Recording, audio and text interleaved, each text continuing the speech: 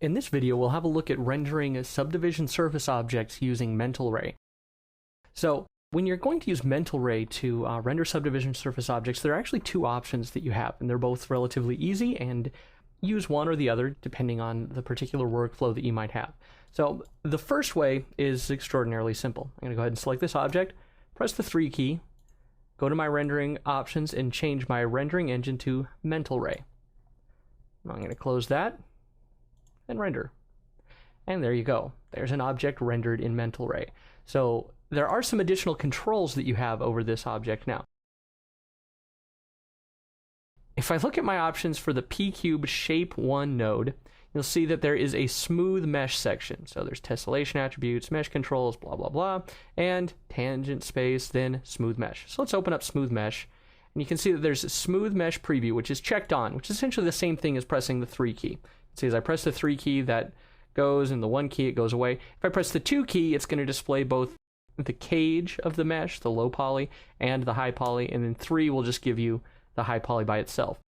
Now, if we scroll down even farther, we'll see that there is a subdivision levels option here. So you can see that we can display the subdivisions. That'll actually show you the subdivisions in there, and you can see how deep they're going, which is fine.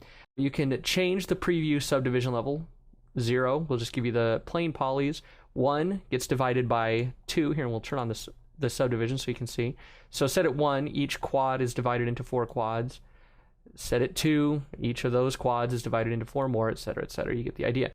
But then the other option that you have here, and let's uncheck that display resolution, is to use preview level when rendering. And right now that's checked on, so that means no matter what I do, if I change this down to level 2 and render, I'm going to get that pretty blocky object. If I change it up to level 4 and render, I'm going to get a pretty smooth object. Now the only problem here comes in polygon count.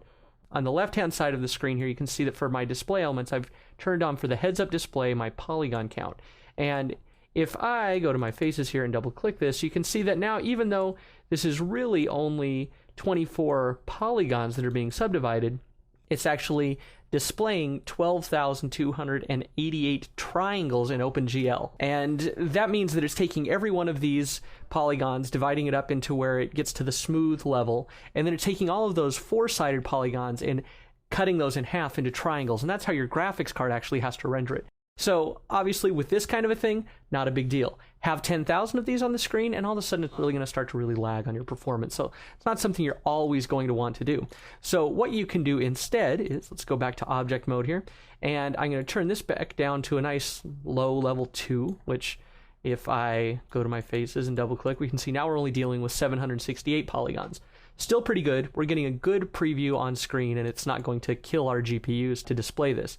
Now I'm going to uncheck use preview level for rendering.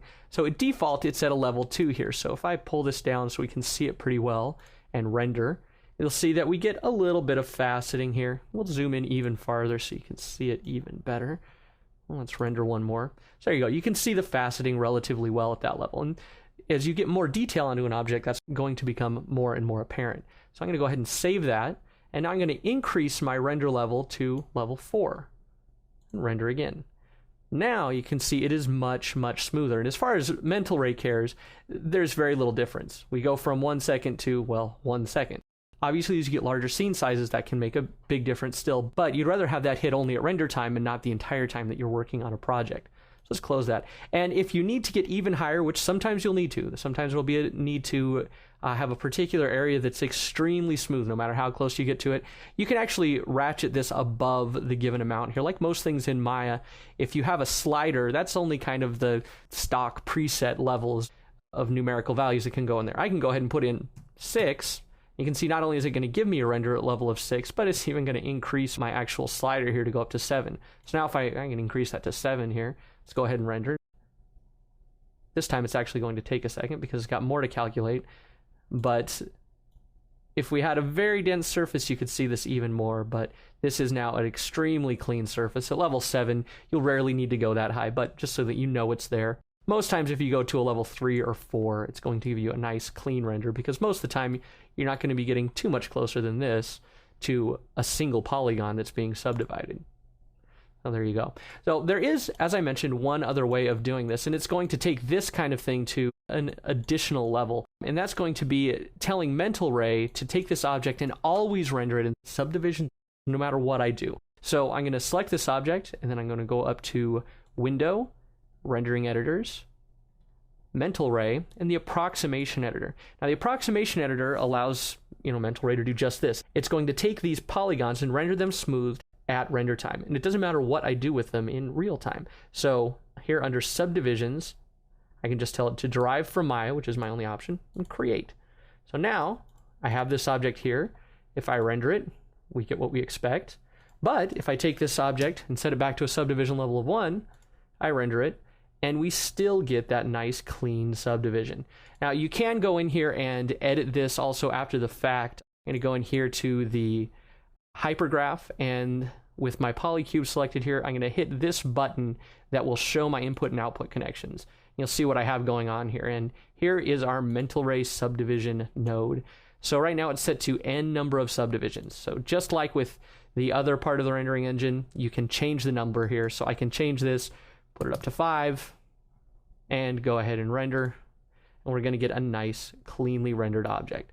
So there you go. Multiple ways of rendering subdivision surface in Mental Ray. For the most part, it is much simpler. And many times, in my opinion, if you're going to be doing really detailed models that have a lot of subdivision surface objects, you're probably going to end up rendering in Mental Ray anyway. So it's a good idea to know which rendering engine you're going to gear for as you start modeling. Even if that means you do a few Maya software renders where it looks a little blocky for the sake of timing and things like that, I'd say that's all right, knowing that you don't have to go and make any kind of subdiv proxies or anything like that, any extra workarounds. You can just use your objects. You can either put them into subdivs like this, or you can use the approximation editor to put them into subdivisions at render time, no matter what you do with your real-time polygons.